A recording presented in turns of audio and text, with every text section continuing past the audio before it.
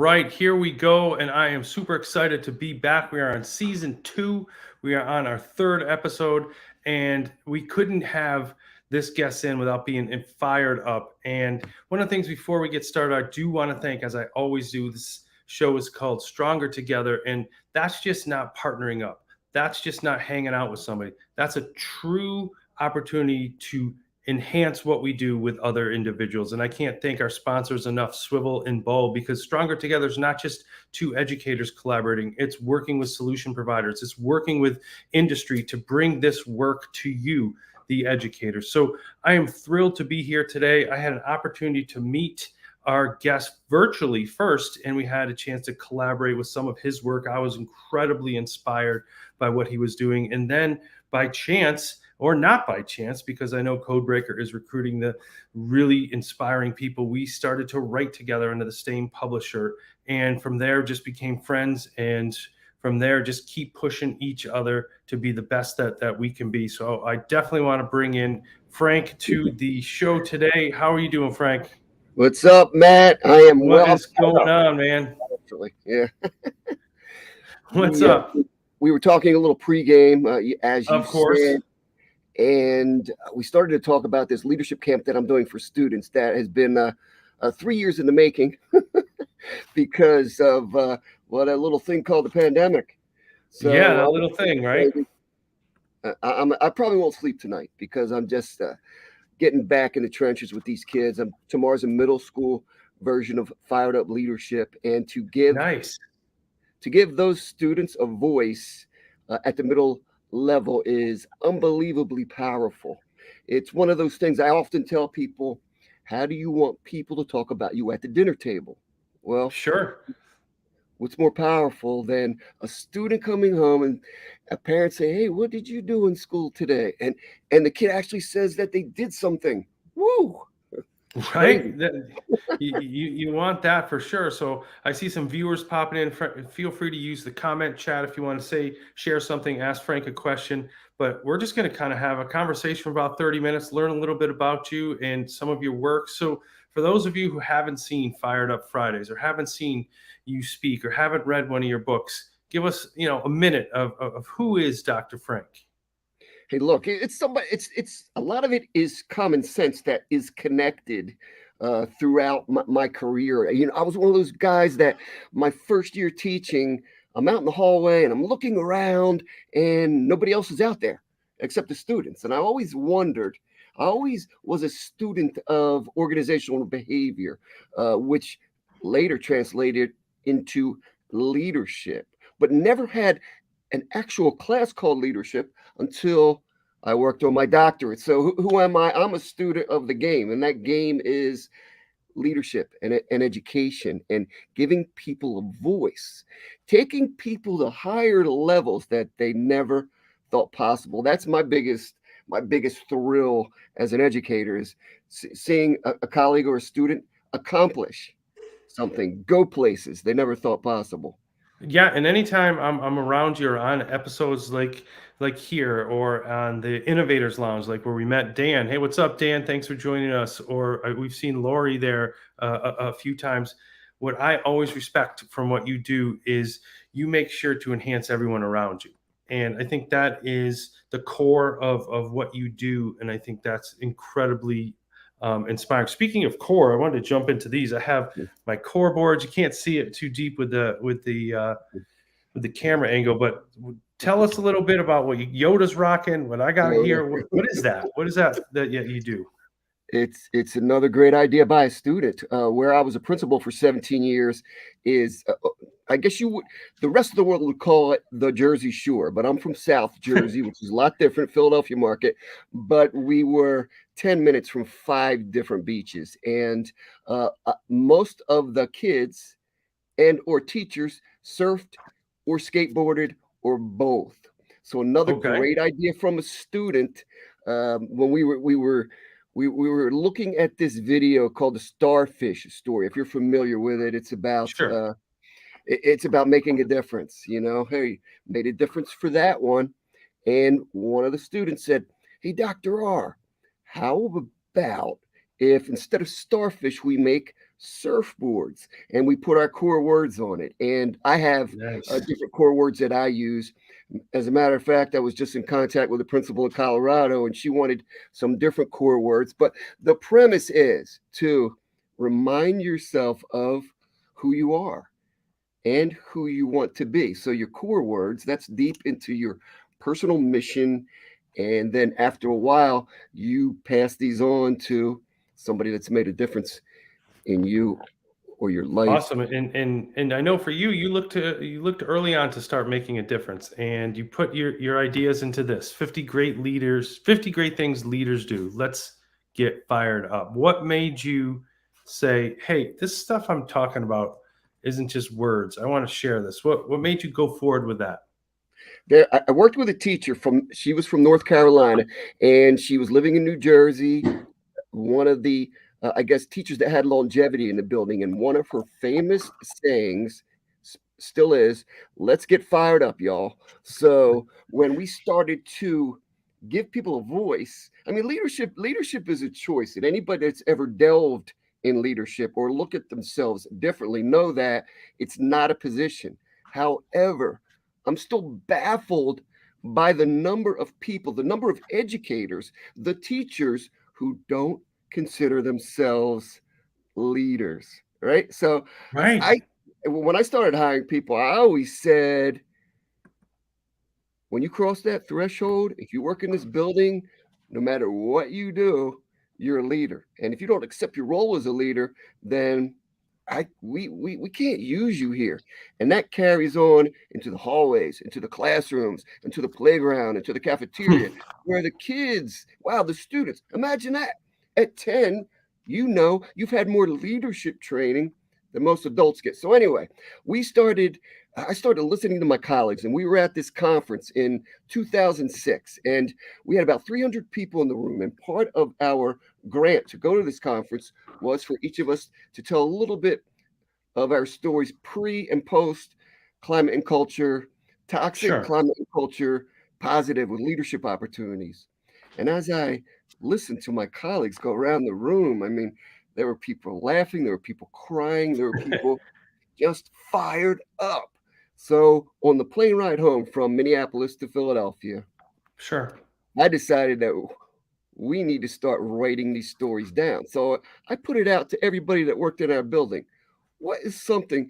Give me a leadership quality or a leadership quote or a leadership saying or something that you think leadership is, and compiled 50 of them and started matching their stories with those leadership qualities. For instance, raise the bar, set goals, never ask anybody to do something you wouldn't do, lead by example, create a team, et cetera, et cetera. And then match our stories in education to, well, hey, guess what? This leadership thing, it's kind of catchy, isn't it? And when you give people opportunities, your ability increases exponentially. And the climate and culture in your building is, wow, let's create a place where everyone wants to be. And that's what you do.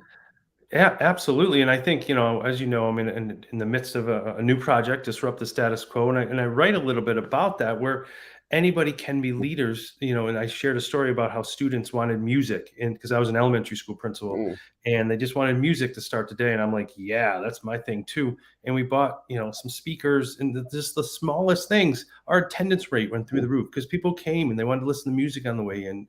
And those students, although they were third graders, they were leaders in the school. They didn't know that they increased attendance. They didn't know that the morale went up and more teachers came out to duty when they didn't have to. They just were having fun. And I think that's one of the things that I respect when I see your work, when I see the coaching you do, is that you love doing it. And that love from that first book kind of brought you and Brian Aspinall together and joined the Codebreaker team, and Fired Up Leadership came out. And tell us that story. And for those who haven't read the book, a little bit about the book. And you get your face on the cover. I don't know any other Codebreaker books with a silhouette. Yeah, that's it's funny because I was telling you earlier I had a dinner with some of my former parents, my students' parents and their family, and a couple of their coaches, and the mom said, "Wow, that picture, you look so young. That must have been a long time ago. You must have been living in California." I guess because if you look closely at the shirt, it's kind of a cool shirt. But yeah. Anyway, when we started going out and training students to become leaders, we needed we my colleagues and I needed something more methodical. Whereas 50 great things leaders do, you put them in a jar, you roll them out on the table, you grab a handful, and everything in your hand, all of those leadership qualities will make you a better person and a better leader. Now, when we started trying to explain to students and parents and their parents what exactly leadership is and how these opportunities come about and where the tipping point occurs, we created. I looked at it in a domain sort of way, domains 1, 2, 3, 4.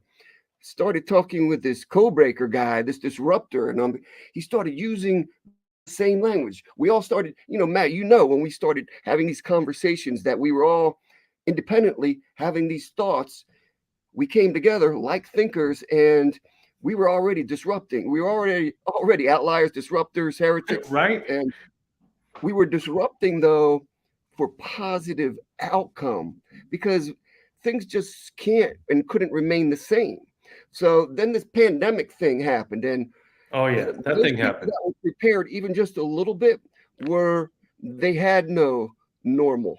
So their normal was creating, fine tuning the quality of the process for positive. So when I started talking to Brian and he heard me speak, he said, "Dude," now I'm paraphrasing, "Dude, No, that's about what he don't, says. don't fight it. You need this fifth domain, passion. That's who you are.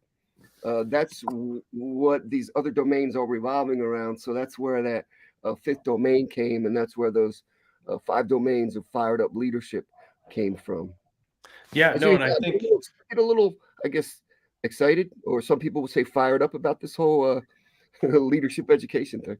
absolutely, and I think that resonates anytime you speak, anytime you talk about different things that you're passionate about, and from there, one of the things that I know about you from being friends with you is that you talk about leadership and you talk about adults, you talk about some of the things that we need to do, but every conversation you even started today talking about it goes back to students and student leadership and took that passion from your first book, Codebreaker book, and moved into Fired Up Teachership. So, what brought you to say, okay, I've talked about this with leaders, I've talked about this with adults, but now it's time to work with teachers to impact students? And it really goes to one of the other things that you said is that when you cross that threshold, you're a leader. So Mhm. tell us a little bit about that. And your co-author, you wrote this with someone else. What was that experience like? And for those of you who are looking to find out more about Frank or his books, websites below, visit that, has all the information that you'll need. Yeah, that's wow, that's some great stuff. It's like an evolution. It keeps Right? evolving. And I always look at, I sometimes when I talk to people, I draw a line, and these are the things I did before I was 50 years old, and these are the things I've done after I was 50 years old, and then there's probably going to be another line soon. But anyway, I know what you guys are thinking. Wow, that dude can't possibly be 50 years old already. But yes, it's happening. So anyway, Michelle Rispo Hill, we had collaborated on some things before, and that as I spoke a little while ago, I was just blown away at the number of teachers that did not see themselves as a leader when they looked in the mirror. So we took that concept, excuse me, from fired up leadership and started taking a look at, well, we're in the midst of a teacher shortage, which we've been talking about for 20 years, Right. right? Seems that when I Compounded by, started in '93, we were talking about it. Thankfully, right. I got a job because of it, but yeah. Compounded by all this other crap that's going on in the world and the lack of respect that educators get. I mean, hey, wow, man, we get week offs and summers. Phew, man, that's crazy. You get done, you get done at 3 in the afternoon. I mean, and anybody that's ever been in a school for a day knows that that is just so crazy. The Right. perception that some people have is not even close to the reality. So we started taking a look at some of the ways to keep teachers fired up and to look at themselves differently. And both fired up leadership and fired up teachership starts with self-care, which is and balance, where we as educators, it's sometimes hard to balance professional, personal, our other passions with everything that we do. So take a step back and start with the self-care component, and things start to balance and fall into place and work out as this stronger together experiences, There making the you go. connections, and we're all in this together type of thing, and get fired up, and let's Now he's get flexing. done. Look at this guy. He's talking about being over 50. He's talking about flexing. What's going on out there? Like I said, I'm fired up. I probably won't sleep tonight. I'm so excited about this leadership Yeah, talk and tomorrow. it's true. Like one of the things I definitely believe in you. I see a lot of people who try to manufacture excitement, try to manufacture, being fired up, or try to manufacture their speaking somewhere or doing something. But I love that you do it. You live it. People see it, and they feel it. Where does that come from? Like, where You does know, that spirit and energy come from? that's an excellent point, because one of the questions I get, sometimes I'll do a panel after a speaking gig, or I'll start off with a second night of panel questions, and one question I always get is, how do you stay so fired up all the time? And the truth of the matter is, I am not like this 100% 24/7. I'm like everybody else. You know what? You take that first step, but you can also train your mind to live a life of love and gratitude, because love and leadership are a lot alike. And without love, there is no leadership. So if you take that first step with love and gratitude, gratitude for who you are, what you have, what you're about to have, then sometimes that second step still is stuck in cement like everyone else's. Right. However, I challenge you right now, take out a pen and as quickly as you can, write down 5 things that make you happy. Then, under those 5 things, write down 5 people that make you happy. Now, I just gave you 10 things to go spend more time doing. And Right. your list grows. And if you are a lot of time, positivity is catchy, just like toxic people are catchy. And Absolutely. if you give them a voice without giving the positives a voice, then well, that's what you're always going to have. Hey, I still got bills to pay. Hey, you know what? I still have kids that have anxiety from the pandemic. Hey, you know what? I have 2 comfort dogs. One in each arm sometimes. Just I have the needs and the wants as everyone else does, but I also uh, have come to the realization that you need that self care component, and you also need to spend time doing the things that make you happy. And sometimes it's watching, laying in your recliner, binge watch. Sometimes Absolutely. it's spending time with your favorite margarita, or relaxing, floating in a pool, sitting on the beach. My spirit world is the So, beach. I mean, that's y- salt air. I can It's just, tell the surfboards behind you, the core boards. yes, So sir. that it was it rolled off the tongue too quickly. Favorite margarita, is that your drink of choice? Do you have favorite margarita? You know what? I do not promote drinking to anyone, for anyone. But if you're going to drink clear tequila. I mean, I am a Sommelier, There you go. and that's it's actually a true story. There you go. Hey, and if there's any But of those drink. clear You tequila also sponsors want to jump in here, we got plenty of space up there. Feel free. I like it. drink at least 64 ounces of water each day too. No, Absolutely. no matter what else Absolutely. you do, part of that self-care, part of that training 100%. yourself, and you do, and Matt, you do it too. It's like the worst thing that you can do is if you're trying to make yourself better, is go on a diet or say, okay, I'm going to go on this new exercise program. It becomes just like those five things that make you happy, just like those five people that make you happy. It becomes a way of life. So then it all ties, it goes full circle, ties into this thing called leadership that can't Yeah, look happen at you. without that thing called love. We can all love, we could all learn, then we could all lead. That's deep. That's It that's like is. three chords right there. It's like that's what I'm saying. It's Yoda. you train just one Jedi Knight and you're a Jedi Master. I just information Look at for those that. people that are Look, still now he's listening. throwing pop culture in this, and I think we see that on Fridays. We're going to bring back Leadership Lounge season 3, and I think we see that group kind of excitement, and in that is where we all shine. We're all a piece of something, and I think that is really inspiring. So, shameless plug to we're going to be kicking the Codebreaker Innovators Lounge back up on Fridays at 10 o'clock. But you took it even a step further. You're like, okay, I've lived this. I breathe this. I want to continue to do this, and I'm going to start jumping into my state organization. So tell us what this is. At NJAMLE Najamil. What do we got here? Yeah, Najamily. We call it Najamily. Najamili. It's the New Najamili. Jersey, From the Jersey. New Jersey Najamili. Association of Middle Level Educators, and actually, it's the state level organization of the National Association of Middle Level Educators. So it's each. I don't know if every state has one, but I know in up your way, states are combined as more of a New England approach to it, but it's creating the whole person. It's the young adolescent where at every level, the goal should be to create a whole child. Wow, isn't that a novel approach to You would teaching think so, learning? right?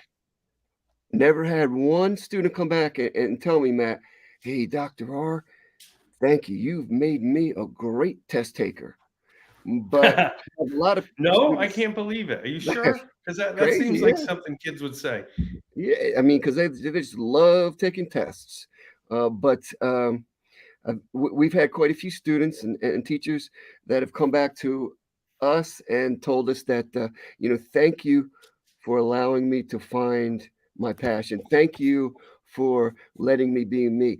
Thank you for these That's good. leadership concepts that I learned in middle school that I now use as a National Football League scout or the vice Nice. president of a company or a teacher or a principal or a coach.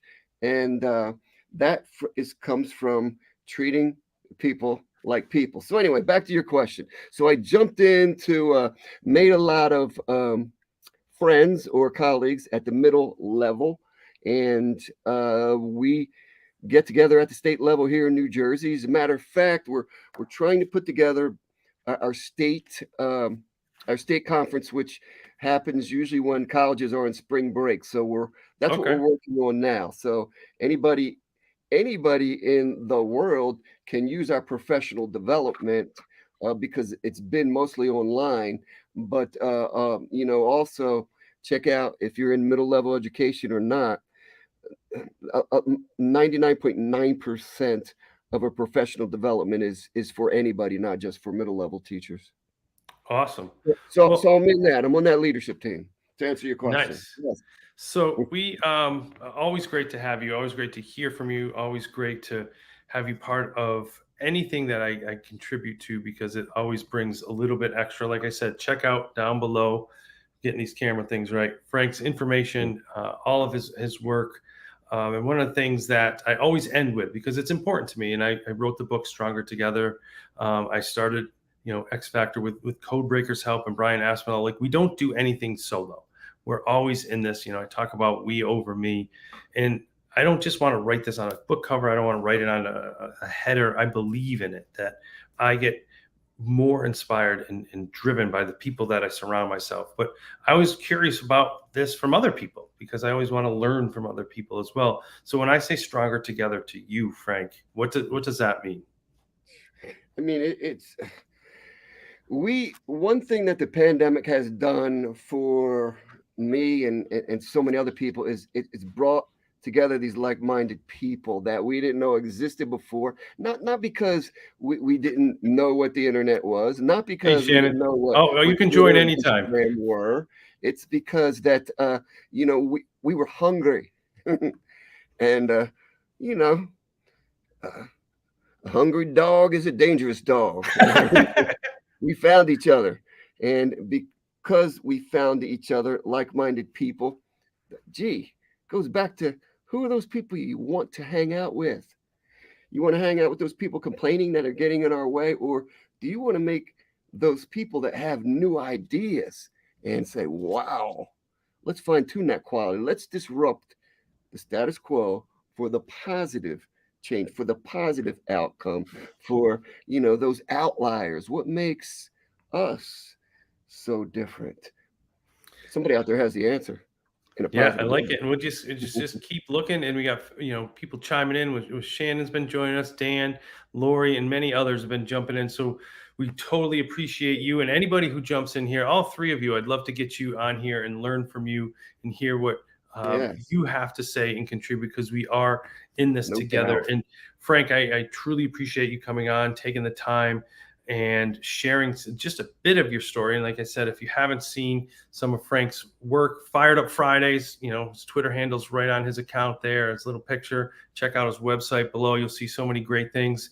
And you just keep working and just keep inspiring. So I just want to thank you for that. A thank you for letting me let off some of this energy. Maybe I'll get a couple hours Right. of sleep Hope you get tonight. some sleep tonight. Yeah, peace and love always win. I hope to see you guys all in person very shortly. Love Absolutely. you. And thank you all for tuning in. Thank you to our sponsors for continuing to be here and partnering together. And remember, we are all stronger together when we put we over me.